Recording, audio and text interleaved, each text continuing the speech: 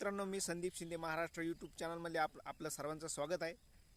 महाराष्ट्राचे मुख्यमंत्री एकनाथ शिंदे हे 2 दिवसापूर्वी आपल्या दरे या गावी गेलेले होते आणि त्यांनी शेतामध्ये ट्रॅक्टर चालवला, हळद काढली.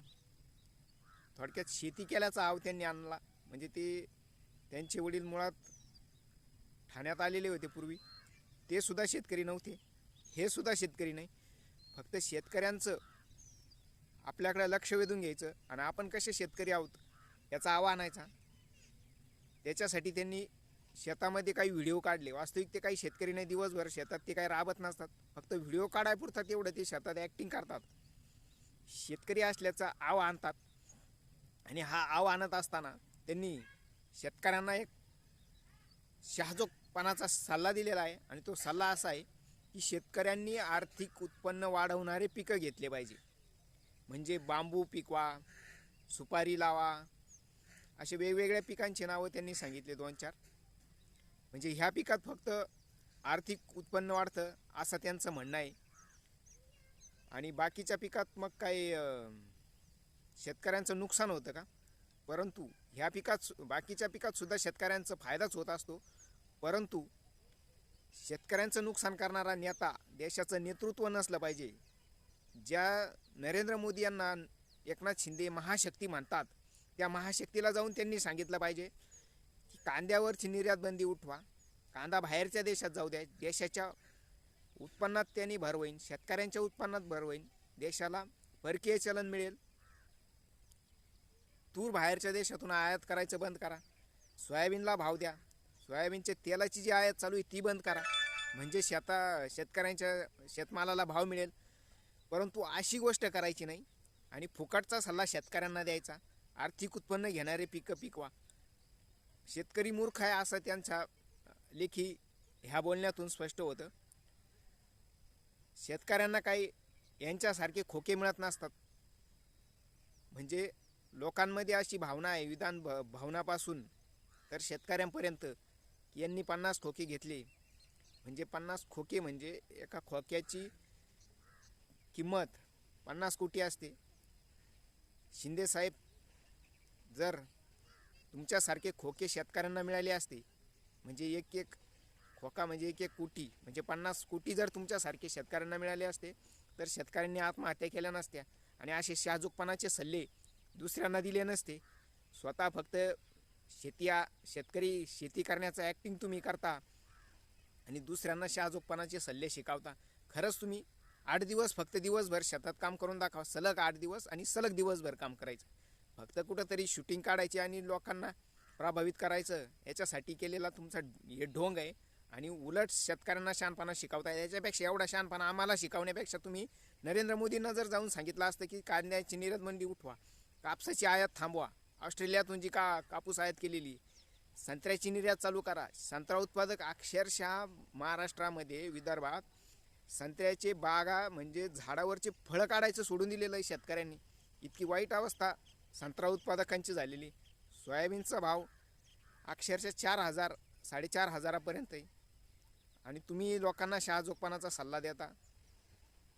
लोकांमध्ये असा समज आहे की तुम्ही खोके घेऊन सरकार बनवलं. तसेच खोके जर शेतकऱ्यांना मिळत असते तर तुम्हाला हा सल्ला देण्याची गरज पडली नसती शेतकऱ्यांना. तुम्ही फक्त जाऊन मोदींना सांगा आणि तुम्ही पण काही गोष्टी अशा करा की जे शेतकऱ्यांच्या हिताच्या असतील. फक्त ॲक्टिंग करू नका शेतकरी असल्याची. महाराष्ट्रात अक्षरशः पीक विमा, मागचा जो खरीप हंगाम होता याचा पीक विमा शेतकऱ्यांना मिळालेला नाही आहे. आता काही मूर्ख शेतकरी आपलेच म्हणतील की पीक विमा तर मिळाला. अरे बाबा, पीक विमा नाही तो. पीक विमा म्हणजे पिकाचं जे नुकसान झालं, दुष्काळ पडल्यामुळं पिकांची जी हानी झाली, त्याच्या बदल्यात फक्त 25% अग्रिम मिळालेला आहे तो. बाकीची जे राहिलेली 75% रक्कम आहे ती शेतकऱ्यांना मिळाली नाही. त्याच्याबद्दल मुख्यमंत्री बोलत नाही आणि नको तो शहाणपणाचा सल्ला मात्र शेतकऱ्यांना देतात. जाऊन त्या विमा कंपन्यांना सांगा की राहिलेली, खरं तर शेतकऱ्यांना अग्रिम, पीक विम्याचं अग्रिम जे खरीपातलं होतं ते पीक निघण्यापूर्वी, म्हणजे खरीपाचं पीक निघण्यापूर्वी शेतकऱ्यांना मिळायला पाहिजे होतं. जे पीक निघाल्यानंतर मिळालं आणि फक्त 25% रक्कम या अगोदर मिळायला पाहिजे होती, ती पीक निघल्यानंतर मिळाली. म्हणजे उशिरा मिळाली आणि राहिलेली रक्कम अजूनही शेतकऱ्यांना मिळाली नाही, याच्याबद्दल एकनाथ शिंदे काही बोलत नाही. मुख्यमंत्री असताना त्यांची जबाबदारी आहे पीक विमा शेतकऱ्यांना मिळवून देणं, परंतु पीक विमा कंपन्यांकडून आपल्या पक्षासाठी हप्ते घ्यायचे, पीक विमा कंपन्यांच्या ताटाखालचं मांजर व्हायचं. करोडो रुपयाची संपत्ती पीक विम्याने कंपन्यांनी कमवली आणि शेतकऱ्यांना तोट्यात घातलं, परंतु याच्याबद्दल एकनाथ शिंदे बोलत नाही. आणि शाजोकपणाचा सल्ला मात्र शेतकऱ्यांना देतात की तुम्ही आर्थिक उत्पन्न घेणारे पिकं घ्या. अहो, एवढा शाजोकपणाचा सल्ला तुम्ही नरेंद्र मोदी यांना जाऊन द्या ना, ज्यांना तुम्ही महाशक्ती म्हणता. अहो, त्यांना सांगा की जी कांदा, कापूस, तूर, दूध, संत्रा विदर्भातला, ऊस, ह्या कुठल्याच पिकाला भाव नाही. याच्याबद्दल नरेंद्र मोदींनी स्वतःला निवडणूक जिंकण्यासाठी, भाजपला निवडणूक जिंकण्यासाठी जे भारताच्या शेतकऱ्यांचं नुकसान केलेलं आहे, त्याच्याबद्दल तुम्ही जाऊन त्यांच्याकडे मागणी करा ना. तिथं तुमचं दाबड उचकटणार नाही, तिथं तुमची हिंमत होणार नाही. आणि इकडं शेतकऱ्यांना शाजोकपणाचा सल्ला शिकवता तुम्ही. वास्तविक तुमची जबाबदारी ही इथल्या शेतकऱ्यांच्या प्रती असताना तुम्ही भाजपच्या ताटाखालचे मांजर झाला आणि तिकडं 50 कोटीचे खोके घेऊन, 50 कोटी रुपये घेऊन प्रत्येक आमदारानं तुमच्या सत्ता बनवली आणि गुजरातच्या हिताचे निर्णय तुम्ही घ्यायला सुरुवात केला. फॉक्सकॉनपासून तर सिंधुदुर्गच्या नौदलाच्या सेंटरपर्यंत सगळे उद्योग गुजरातच्या घशात तुम्ही घातले. इथल्या तरुणांना बेरोजगार बनवण्याचा धंदा तुम्ही सुरू केला. सगळे उद्योग गुजरातच्या पायावर ठेवण्याचं काम तुम्ही केलं नरेंद्र मोदी आणि अमित शहाच्या. इथल्या महाराष्ट्राची गद्दारी केली, इथल्या मातीशी बेईमानी तुम्ही केली आणि इथल्या शेतकऱ्यांना शाजोकपणा शिकवतात की तुम्ही आर्थिक उत्पन्न देणारे पिकं घ्या. तिथं जाऊन मोदींना सांगा की शेतकऱ्यांच्या अन्नात माती कालवणारे निर्णय तुम्ही घेऊ नका.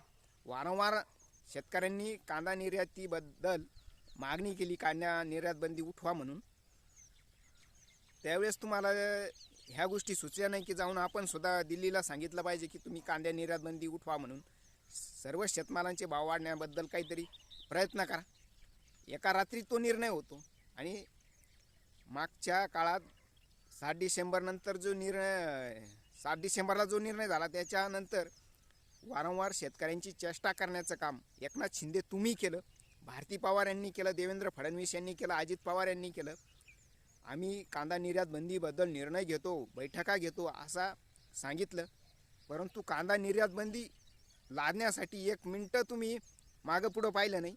आणि कांदा निर्यात बंदी उठवण्याबद्दल तुम्ही फक्त घोषणा करतात, फक्त तोंडाच्या वाफा गमावतात की निर्यात बंदी उठवणार आहे, त्याच्याबद्दल आम्ही बोलणार आहोत. परंतु कुठलाही निर्णय मागच्या 2 महिन्यात झालेला नाही कांदा निर्यात बंदी बद्दल किंवा इतर कुठल्याही शेतमालाबद्दल. दूध असेल, संत्रा असेल, अक्षरशः विदर्भामध्ये संत्र्याच्या झाडावर फळं तसे सोडून दिलेले शेतकऱ्यांनी. तोडण्या इतके सुद्धा पैसे शेतकऱ्यांना मिळत नाही, कारण तुम्ही संत्र्यावर निर्यात बंदी लादली. बांगलादेशने मागणी केलेली असताना संत्र्याची आणि कांद्याची तुम्ही काहीही केलं नाही, निर्यात केली नाही, म्हणून शेतकऱ्यांचं नुकसान झालं. शेतकऱ्यांच्या अन्नात माती कालवण्याचं काम तुम्ही केलं. भाजपच्या हितासाठी भारताचं नुकसान केलं, भारताच्या शेतकऱ्यांचं नुकसान केलं. त्याच्याबद्दल एकनाथ शिंदे बोलणार नाही, तिथं त्यांचं दाभड उचकटणार नाही, पण इकडं शेतकऱ्यांना शाजोकपणाचा सल्ला मात्र अवश्य सांगणार. मित्रांनो, एकनाथ शिंदेंच्या ह्या वक्तव्याबद्दल तुम्हाला काही मत व्यक्त करायचं असेल तर कॉमेंटमध्ये अवश्य करा. आणि त्यांच्या ट्विटर हँडलवर आणि त्यांच्या फेसबुक पेजवर पण जाऊन त्यांना ह्या गोष्टीबद्दल विचारा.